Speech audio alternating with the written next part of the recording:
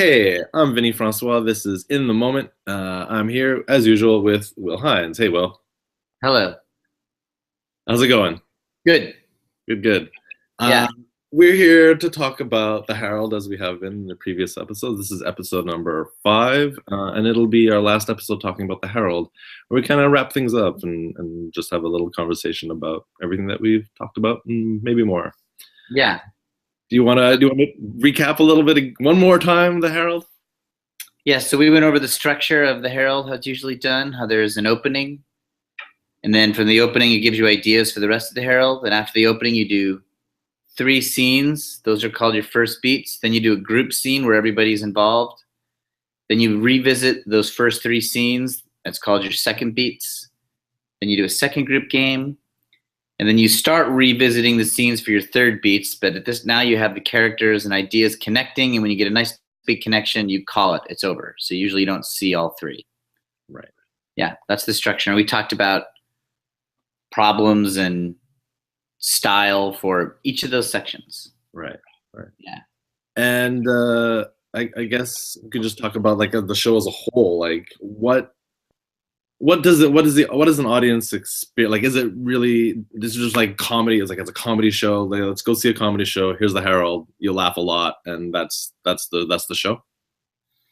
No, I don't think so. It's maybe supposed to be that way, but it's not the most consistently funny form. It's because it's so hard. Right. Because the performers are doing so much math of structure and stuff that they're a little bit. It's harder for them to be like as funny as they might be able to be in other forms, Okay. like a straight up montage or something. I mean, it can be really funny. I think the experience is usually that it feels like something more substantial. It just feels like more of a show. Like it feels like a thing was accomplished. Like most improv feels so disposable Right. and ephemeral that this makes it feel like a story happened, like something with a beginning, middle, and end, even though there wasn't a narrative. Right. Right. Right. I think it is one of those things that. Do you ever? It's like feels more satisfying. Did you ever hear the story about how the Marx Brothers, after they did Duck Soup, which was a super funny movie, but it didn't really do that well. The studio that was making those movies let them go. Okay. I forget who it was. Paramount, maybe, I'm not sure. Okay. But then MGM picked them up, and the next movie they did was A Night at the Opera, which had less jokes but a structure, like a more defined arc. Mm-hmm. And it made like way more money and was way more successful. And it's sort of still considered to be like their best movie. So like the funniest movie is usually regarded to be Duck Soup. That's got like the most jokes and the most stuff.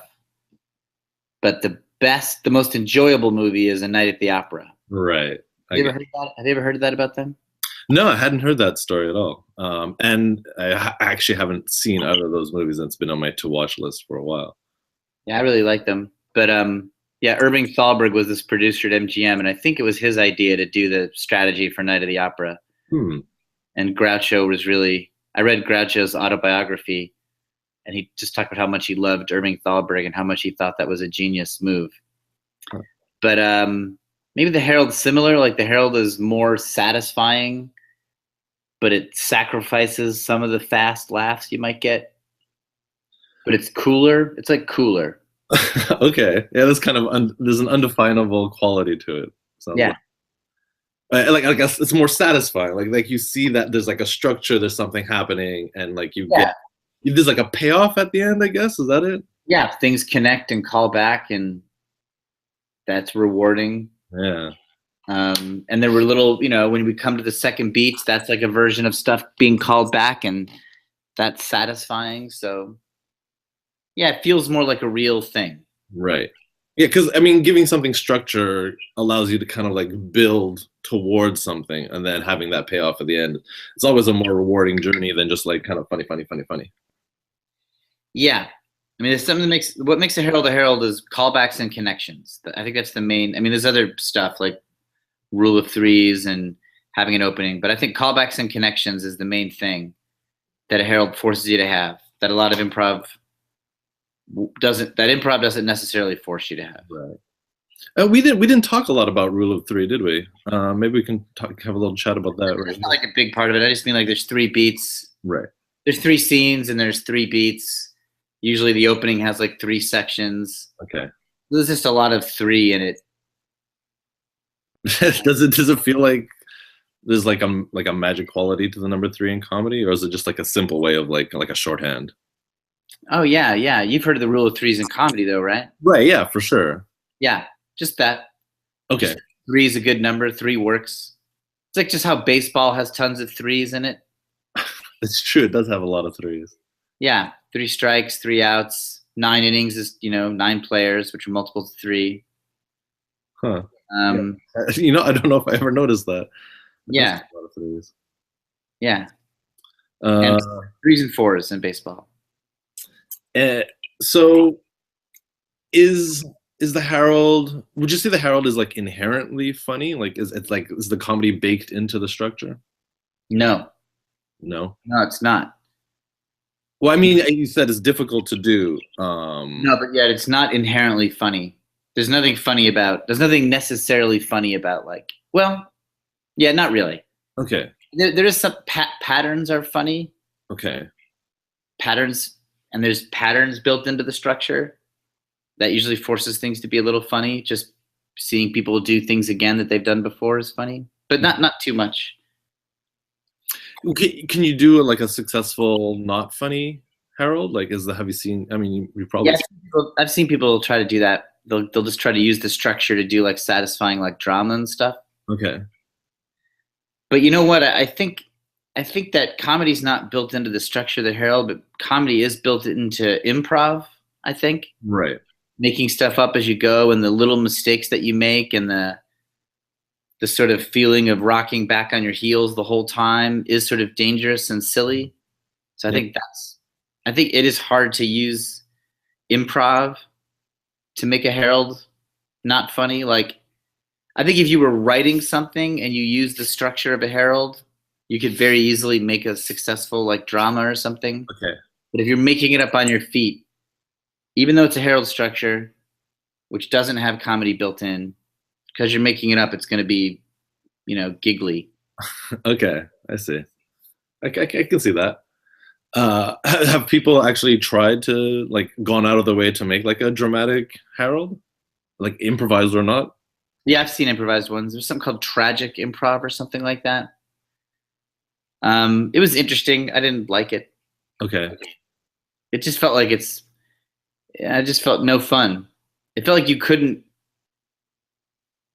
Yeah, I didn't like it. I don't know why. Okay, fair enough. Maybe just you need more preparation as actors and more thought to go into your circumstances to make it rewarding. Maybe then it's more about like paying off stories, which I don't think improv is so good at. In the sense of paying off like a narrative arc. Yeah. Yeah, I think it's tricky. I mean, as someone who like does a lot of narrative improv, I think it's definitely difficult. I think it's very doable. I've seen it done a few ways, but like I said, it's definitely tricky. Yeah, and I can see how the Herald might not necessarily lend itself to that kind of form because it's got an interesting structure to it. If the Herald doesn't have the comedy baked into it, I guess it's up to the players who have to come up with this comedy. Yeah. And so yeah, I can see why they're like kind of like doing all that math of like, okay, I've got this structure. So on one hand, you're working like processing the structure, and then on the other hand, you got your comedy brain going, and then you have to kind of like learn to merge those two things. Yeah, that's right. And so when you're teaching the Herald, do you have to teach both at the same time? I mean, guess you just teach the structure. Like, okay, let's go through. Like, do you like run through the beats of a Herald real quick, and then like, okay, you did your first beats. Now let's try and put comedy in it. And like, what's the progression there? I mean, I teach it with reps. Like the structure, I feel like Phil puts them in their head. So I just like make them do this. I teach just the structure of the Herald, and I forget about comedy for a little while. Okay. I mean, because it is just sort of funny when they have to come back and do things automatically, and improv just makes things funny. So I Right. don't worry about it too much at first. I'm just trying to make them have the structure be second nature. So I'll just do one, and it'll be sort of uneven and weird. I'm like, that's all right. We fulfilled the structure. Let's do another one. Okay. And so like when like you take like when people come and do their first Herald class, is it like, okay, let's do a Herald, or is there something that leads up to it? Like is it like an intermediate step? Yeah, I just throw them into it. Okay, interesting. And then you just like repeat. Yeah, I don't see another way around it. Like I tell them the structure, then I say let's do one, and I just remind them as we go. I'm like, okay, now we're gonna do 3 first beats. Okay, now it's a group scene, and they like all just stare, and I'll be like, everybody just come in, say something. Does it? I mean, do people ever get like super? Have you ever seen like people get like really frustrated with the structure? Like, I just can't. My brain's not working. Yeah. They get really frustrated with the opening and trying to remember everything from the opening. I think that's the main part. And what do you do? Just make them just keep going, just power If I'm through? in a good mood, then I'm sympathetic and I tell them that everybody, it's hard and you got to just try it and it'll get easier. And like everyone has that feeling, and it's going to get so much easier once you practice a couple times. And if I'm in a bad mood, I say like, well, you're a human being. You know how to remember things. Just remember them. I want to tell you how to remember things. Like, right, it's not something you can teach somebody. You can do it, so just do it. Think of how many things you've remembered already in your life. You can remember like 4 more. Then we're just asking you to go this much further. Yeah. Okay, cool. And I guess once you've internalized that structure, then like you can work on the comedy of it, I guess. And I think it's like picking stuff that is conducive, like trying not to. There's things that are funny, but they're hard to do in an improv scene. Like TV show parodies. Everybody wants to do TV show parodies because human beings only watch television. They don't engage in real life, so they just want to do parodies of TV shows. But that's actually sort of, you can do it, but it's harder to do in a scene. You're facing out. People can't look at each other. You got to have like camera angles and cut to locations. They're just things that make it logistically difficult, right, to mimic the like pace and feel of a TV show. So you can start to think of things that are more like scenes from real life that happen. That's better. So you start to train your life to pick scenarios that have a higher percentage success rate. Okay. That's might be what I focus on. After they got the structure in their bones, that's what I'll focus on next. Pick ideas where 2 people are talking to each other. Right. Not where somebody steps forward and goes, "Welcome to Shark Tank Amish." Well, we have a bunch of Amish people pitch Shark Tank ideas. Right. Okay. I'm just thinking, like, good luck with your Shark Tank part. Have you ever? I mean, I guess when you're teaching, like, do you ever go like, "Okay, guys, let's just stop. Let's start over." Like, do you like, or just like let them power through it and be like, "Okay," and then at the end, you're like, "Hey, let's talk about what just happened here." Yeah, I do both. Okay. I'll do both. I try to let them go through it. I mean, I just try to let them get to the ending so that the whole structure doesn't seem so impossible. Like the more they do, I feel like the less scary it is. The less big it feels. Do you ever do like side coaching? Like, okay, hey, like try this. Yeah. Okay. Yeah. I'll stop and I'll be like, "What did you say in the first beat?" And they'll be like, "I said that elephants were cool." And I was like, "Okay, so you should probably think this is cool." Okay, I see. You know? Or what was your reaction in the first beat? You weren't into it, right? So maybe you're not into this either. And when you were taking classes, did someone say anything to you that kind of like unlocked the house? Like, oh, okay, this like what are some like tips that you got that like really stand out to you?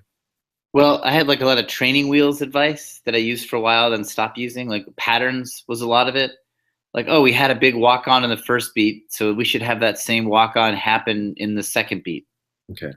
And that's not always true, but that gave me little easy goals to do while I was doing the Herald.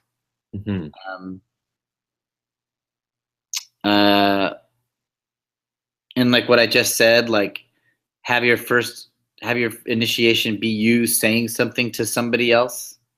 Right. Not to an object or to an audience or to like the world, like starting them with somebody.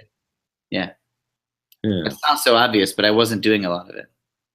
Right. You're going Shark Tank Amish. I was always just doing Shark Tank parodies, and it was weird because the show wasn't even going to be created for like 12 years. Right. I was still doing parodies of it when I learned the Herald. I like that you picked When I was learning the Herald, it was all American Idol parodies. I like that you picked the Shark Tank aspect of it and not the Amish one.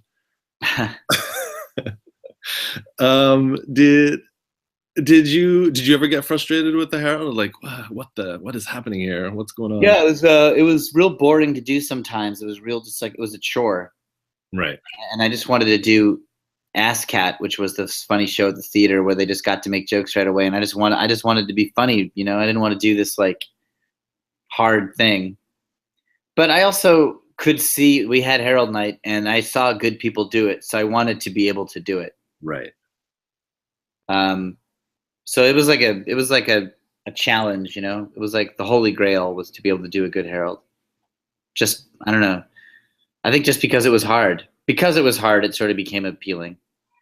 Right. And, yeah, there's something about improv that attracts people who find like it's like you suck at it for so long. Yeah. And you have to like be able to kind of push through that and be willing to be terrible at it for a while before you kind of get halfway good at it. I'm teaching a level 2 class right now, and I haven't taught a level 1 or a 2 in a while. So they're new, you know? And so much of it is they're just like so self-conscious that they're making it up. Right. Like they just carry it in their bodies. Like they're just so unsure of what to say or do, and they're telegraphing that they're unsure about it. And they're looking up at all the time, and they look at the teacher all the time, and they sort of shrug their shoulders constantly. And I just feel like it's compared to more advanced people. And it's hard for me to not just want to constantly stop and be like, just do it. What are you doing? Get it wrong, but don't act like you're doing it wrong. Right. But I think some of it is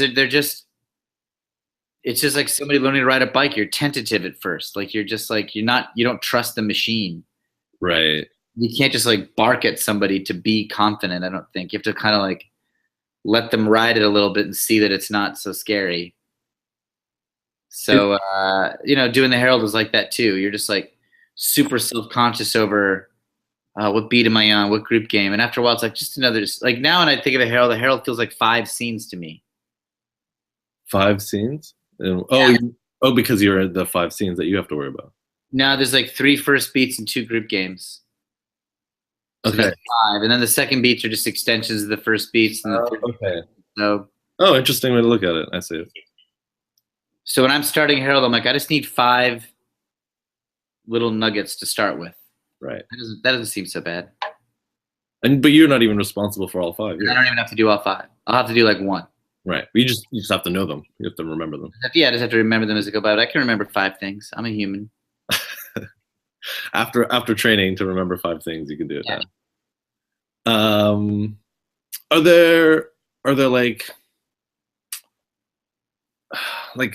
offshoots of the Herald? Are there like children of Herald? That's a good question. Yeah, I don't know. There must be. I know there's lots of forms that will borrow the Herald structure. Like at UCB, when we do an improvised movie, they're borrowing a Herald structure. They'll start with like 3 scenes in the movie and then do like a break and then go back and revisit the 3 scenes. And they have an opening where they do some scene painting to set up locations. So they're borrowing from the Herald structure. That happens a lot. Okay. And think of weird versions of the Herald, like an all group game Herald where everybody's in every scene. Oh wow.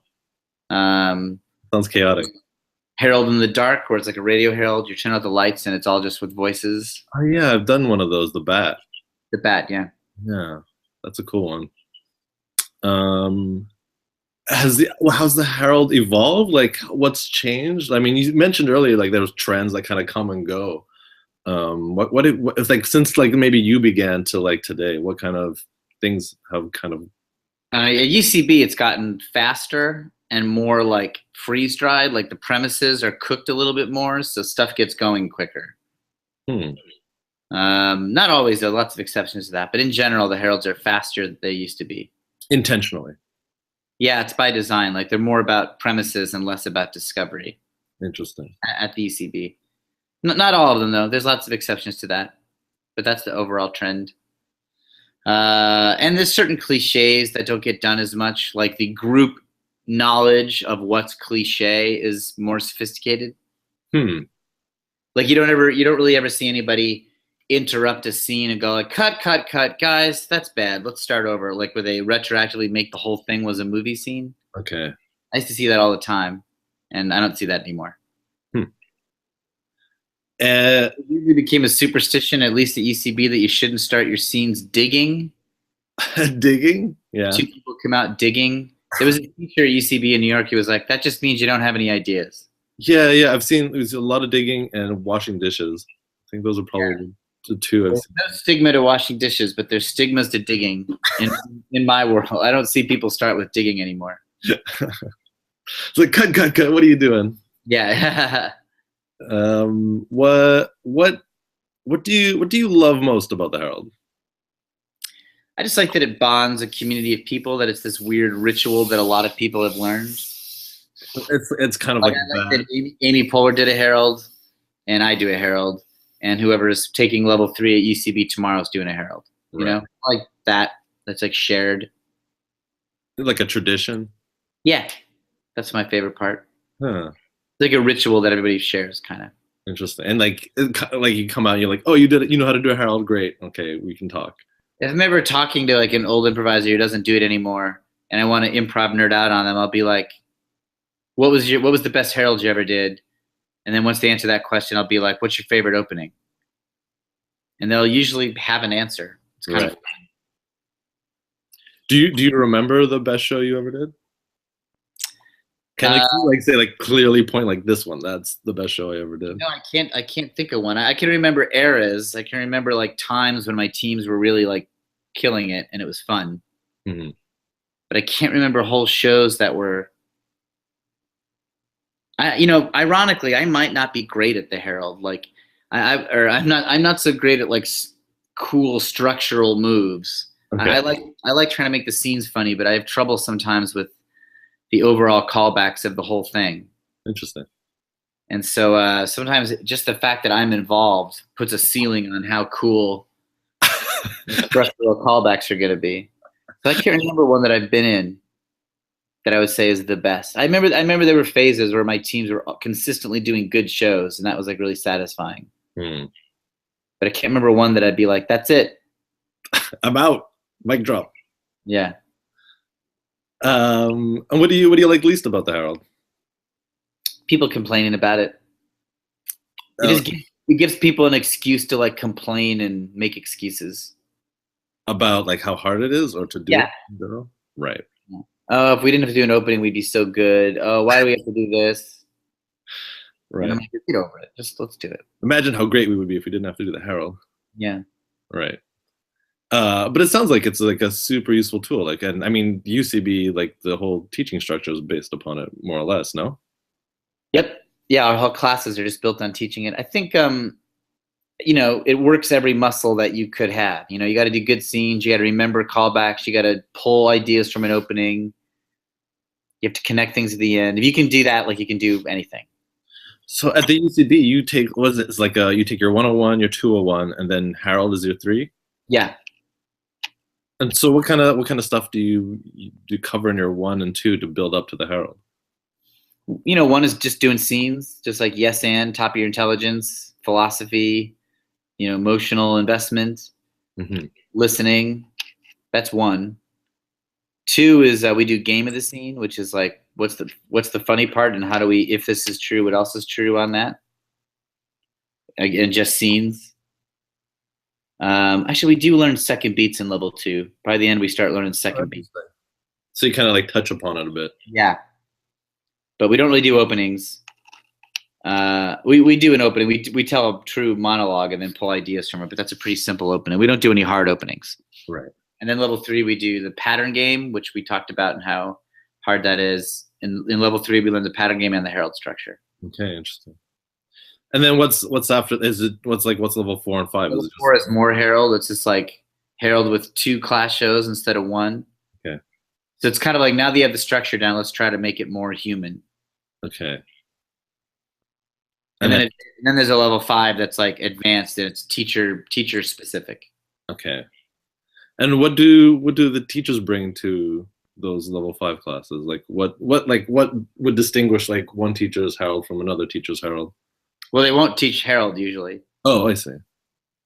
Um, or they won't focus on the Herald primarily. Okay. Level 5s are like, we're going to work on being interesting and not cliche. Or this other one will be like, we're going to be realistic and committed. Okay. Or another one will be like, we're going to work on mono scenes, where we just do like mono scenes. I see. Or you know, or somebody might be like, we're going to just work on openings. We're going to just do openings for the whole time and learn all kinds of them. And I guess the Herald. I mean, it's going to keep on going. Can you see it changing? Like, what do you see happening down the road? Probably, I mean, the UCB is pretty cemented in, but what you just need is some group who's super funny, who does something in a different way, and then everyone copies them. Okay. So I don't know what's going to happen. Someone will do something like, oh, we don't do an opening, but we revisit the suggestion periodically throughout. They'll try something and it'll like work. Right. Also, maybe subtle things will happen. Like some group will come along and they'll really do long third beats or something like that. It's different than normal, and everyone will see that and love it, and they'll be like, "Oh, we should do third beats like whatever, you know, like the Shipyard does, or whatever the fictional team is that does it." Right. What would you do? What if you like could tweak the Herald? You're like, okay, well, you got a Herald slot coming up. We want you to do a Herald, but like tweak it somehow. Like, what would you pick? Would you pick no opening? Would you pick long? I would shrink the opening a lot. The opening would be really small. Okay. But it would be, you would not do that much work in the opening. You would have mostly organic scenes in your first beats. Oh, interesting. You'd have something. You'd have some kind of rich detail to launch from. But I think I would have every actor has to do a confession in character inspired by the suggestion, and you have to work those ideas in. Oh, I'd love to see that. That sounds like that's a fun idea. Yeah, something like that. And no sweep edits. I'd have the edits be like soft edits. What do you mean soft edits?